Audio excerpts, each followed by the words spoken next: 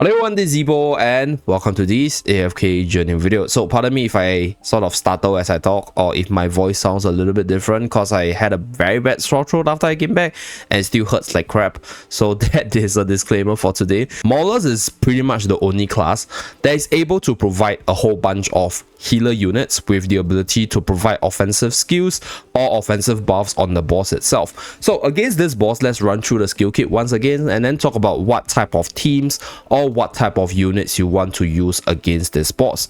So if you take a look at the tips over here, we will be able to see the skill set. So this is an AoE ultimate that fires a laser in the middle of the battlefield. So the higher damage the boss, the more damage this skill will do, and then in most cases this skill is not so important if you have a whole bunch of sustain units such as your healers or your damage reduction auras in your team to protect your units from dying. So this one, it's quite powerful. The later you go, the more damage you do, but in terms of the initial part, as long as you have quite a few healers in your team, surviving should be okay for this one, right? The second skill is the most important one, the Frigid Verdict, because based on regular interval, the boss will mark your carry or your main damage dealer with this frost seal over here. So this frost seal will immediately reduce their HP by 95%, lowering their HP bar to a very low number, and this will freeze them and then reduce their vitality at the same time. So this is where you need at least 2 to 3 healers. Minimally, I'll say 2, but most of the time to play it safe, 3 to quickly heal back your carry so that your carry will actually dispel the frost seal over here. So this frost seal will automatically be dispelled when the target's max HP recovers to above 50% or above their max HP. So that's for this part of the skill. And if let's say you do not heal up your unit back to that 50% threshold, what will happen is Mirage FrostSpike will do a frost wave to deal damage to all enemies and then shatter the unit with the frost seal. So if let's say your carry dies, you lose a whole bunch of damage, and then that's where you won't be able to get your best scores, right? So this is where you need a whole bunch of sustains, a whole bunch of healers or units which are able to quickly regenerate the HP of your ally or the carry to prevent the insta kill right here. So for the second skill, Ice Dance, so this skill is like that AoE control skill which needs you to position your Smokey in the prime carrier slot so that you can prevent the control from falling onto Smokey to interrupt with the channeling skill to reduce the aroma efficiency. So we'll talk more about this later on, but this is more of a disruption skill than a damage skill. So this skill alternates between the tiles, and eventually if you have any sort of channeling skills, it's going to be interrupted by this skill over here. And then we have the Frozen Vengeance. So for this part, it is pretty similar to the ultimate, whereas if you do a lot of debuffs on the boss, number one, you not only do not debuff the boss, but you give the boss more floating energies to actually retaliate against you to hit really hard against your team. So for this one, ideally you don't want to run any debuffers against this boss, because if you run too many debuffers, the boss will accumulate the energy masses really quickly and then release the Frozen Vengeance skill to do a whole bunch of damage, and then combine that with all the massive AoE damage from Celestial Icefall, your team might not be able to take the barrages of damage. So this is with regards to the skills breakdown as well as what units you want to field. So in terms of the units you want to field, right, number one, obviously healers, buffers over the likes of debuffers, because debuffers will not be working against this boss because of Frozen Vengeance right here, as he nullifies the debuff and converts the debuff into more retaliation power. So that's one thing to take note of.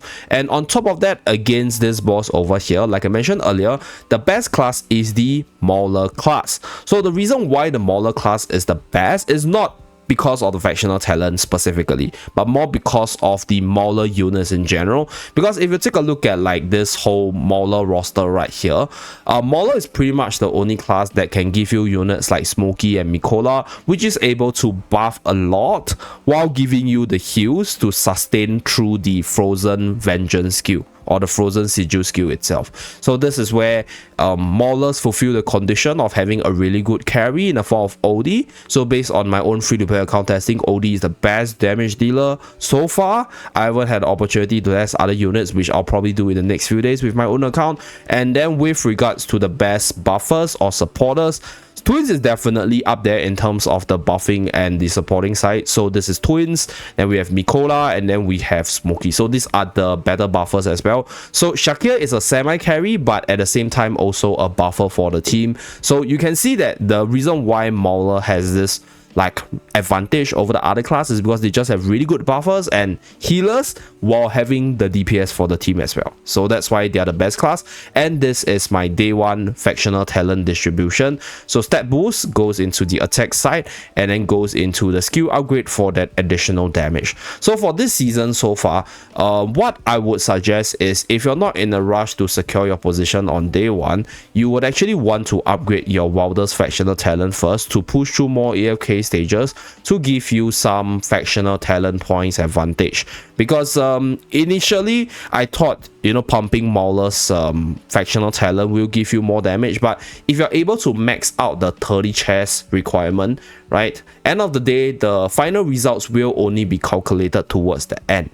So you are able to actually pump your stats into the wilder side and then gauge your best teams based on your own account with a much lower factional talent. But let's say ideally if you want to max out your damage, then you max out your Mauler's factional talent for all the bonus stats such as your attack percentage, your energy on hit for more energy spams, as well as your additional buff tiles later on. So this will be the best class so far.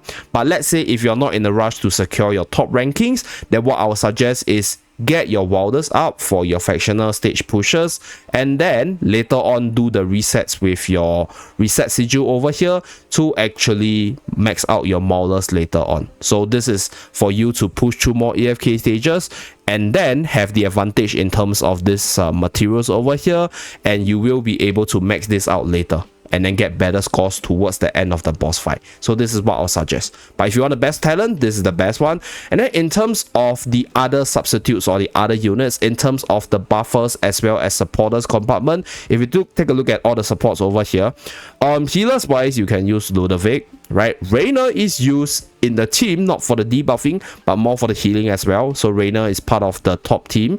And then you can also use Rowan. Rowan has the potion for that quick heal as well as the energy cycling to spam the ultimate.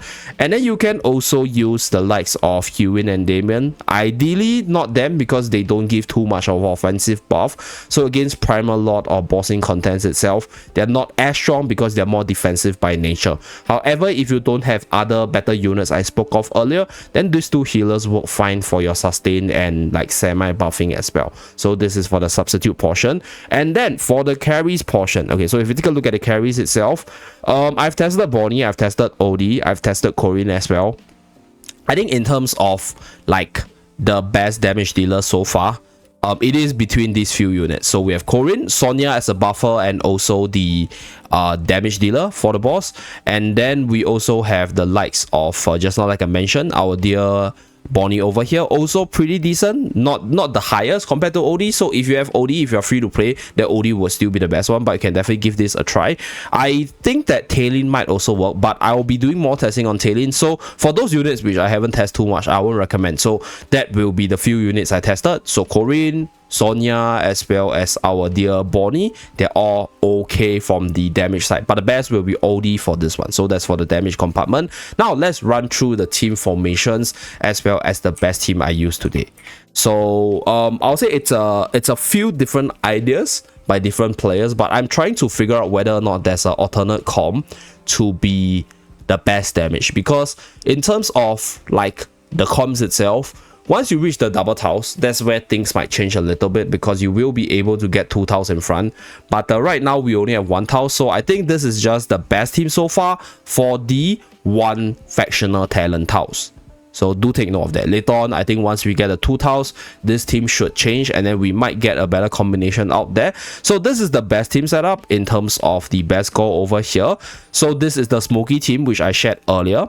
So this is us sending our Smokey in with the Mauler factional talent. So your Smokey will be teleported in front, and that's where he will not take the third skill from the boss. So he won't be interrupted and you will be able to channel your heals, channel your buffs for the full duration to keep your OD alive. So for this team's breakdown as well as showcase, visit the Smokey team video which I'll link in the card above to take a look at this team itself. So this is for the Smoky Mauler team. Very consistent, very free-to-play friendly. So the next one, we have the Twins team. So I think this is probably the best team right now, because Twins not only provides quite a fair bit of heals, but also quite a fair bit of buffs for the team. And then we have the likes of Shakir to provide for the Lupine Aura for the frontliners, or all the units that are going to be on the front line, because in this case we are going to put Elijah on the Mauler Tower, and then Lila will be walking up, Mikola will be walking up, Odie will be teleported by Reina to the front, and all of them will be able to benefit from the Lupine Aura as well as Mikola Aura buff itself. And the reason why you see Reina being used in this one, despite Reina's debuff not working against the boss, is because we want to use Reina's dynamic balance skill over here to give the quick HP restoration onto Odie, which is our carry right here. So like I mentioned earlier, healing is very important to keep the sustain of your teams up and make sure that your carry stays alive throughout the battle itself. So Mikola also has some heals, the Twins also has some heals, and then you have Shakir, which will give you some damage reduction to protect your carry better. So this is the best team. And then let's run through the replay. Okay, so battle's a little bit laggy.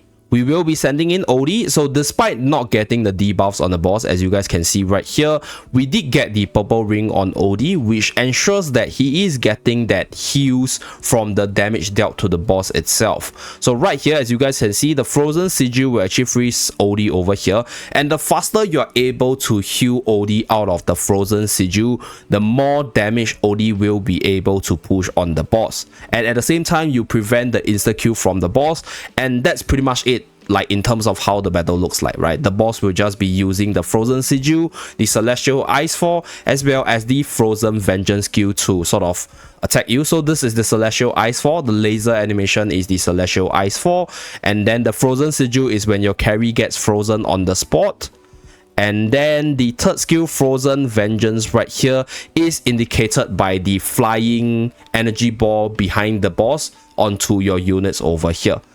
Okay, so this is just how the battle looks like. So if you are using the Smoky comp, Smoky will be sent forward and he will not be hit by the third skill of the boss, and that's where he will be able to buff all the allies with the aroma coverage in the front to maximize your consistency. So in terms of maxing out your damage, this is probably the best team for a few reasons. Number one, because the Twins actually gives your whole team more stats the higher level you go. So the higher level you go, the more stats you have, the more stat bonuses you have on your Stellar Bounded unit. And at the same time, the haste that the Twins is able to provide is massive, and it scales a lot better with more levels as well as more stats. So if nothing goes wrong, I think this is probably going to be the best team for the next few days until the Mauler double tiles. So that is something to take note of. So we'll go at 2 times to finish the battle.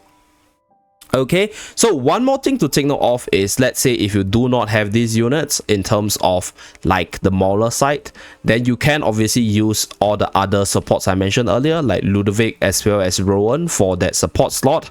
But ideally, you always want to proc your factional talent to give you the bonus stats as well as the factional talent ability. So that's something to take note of in terms of this boss fight. So that's it for the very first day of Mirage FrostSpike on my global account, and thank you very much for tuning in. Do let me know what you want to see next, or what other teams you have in mind for this boss to test out. I'll see you guys again in my next AFK journey video. Bye guys.